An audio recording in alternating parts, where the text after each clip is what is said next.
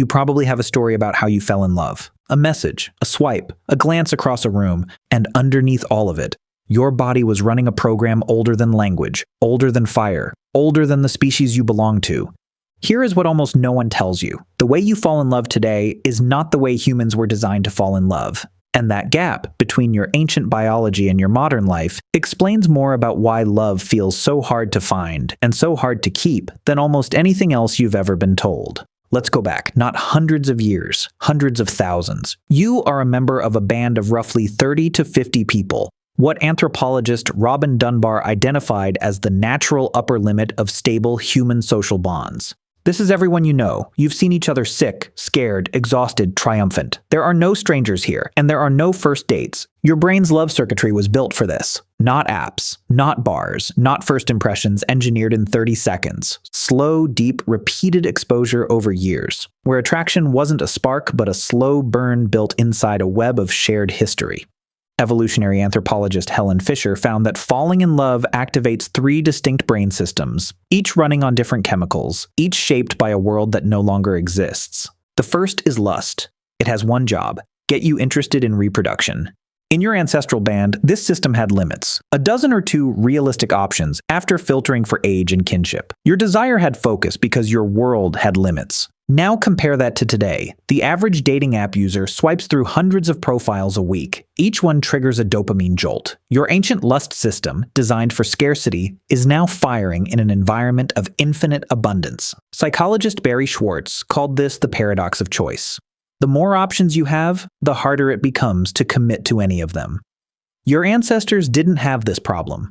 Choice was never the bottleneck. Connection was the point. The second system is attraction. This is what most people mean when they say they fell for someone. That focused, obsessive energy. The inability to stop thinking about one person. Fisher's brain imaging found that romantic attraction lights up the ventral tegmental area, one of the most ancient parts of the brain. This is the same region that activates in cocaine addiction. Fisher and neuroscientist Lucy Brown confirmed it. The neurochemical experience of falling in love is almost indistinguishable from addiction. Dopamine floods your system, serotonin drops, which is why new love and OCD look eerily similar in brain scans. But here's what modern life has scrambled. In your ancestral world, this system activated slowly. You watched someone for months. You saw how they handled pressure, how they treated the weak, whether their word meant anything. Anthropologists call this the long acquaintance effect. In small, stable communities, attraction deepens with familiarity rather than flashing with novelty. You didn't fall in love with a stranger. You fell in love with someone you already knew was worth loving.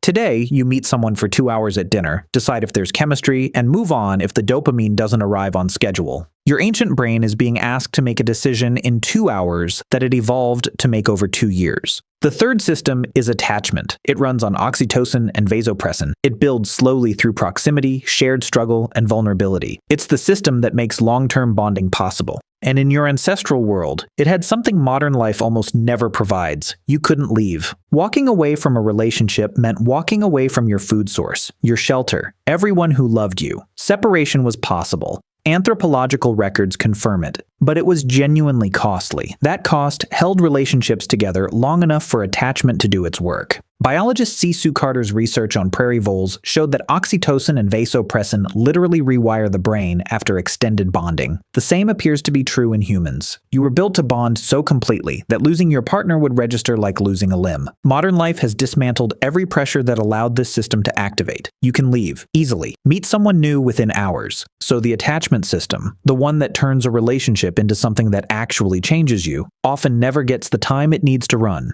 There's something else your ancestors had that modern people almost never do: an audience. In a band of 30 to 50, your relationship was not a private affair. Everyone knew you. Everyone knew your partner. When you chose each other, that choice was witnessed, acknowledged, and reinforced by the entire community. Social psychologist Arthur Aaron found that relationships publicly acknowledged and embedded in community are significantly more stable than those that exist in isolation. Modern couples are often invisible to their communities. 2 people in a social vacuum ask to be everything to each other because there is often no one else. That was never the design. You were never meant to be someone's entire world. You were meant to love someone inside a world, a shared web of people and place that held you both.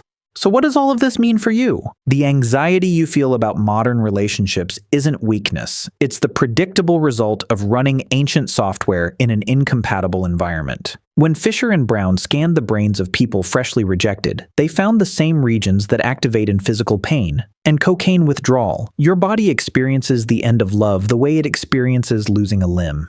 Because in your ancestral world, losing your partner often meant losing your life.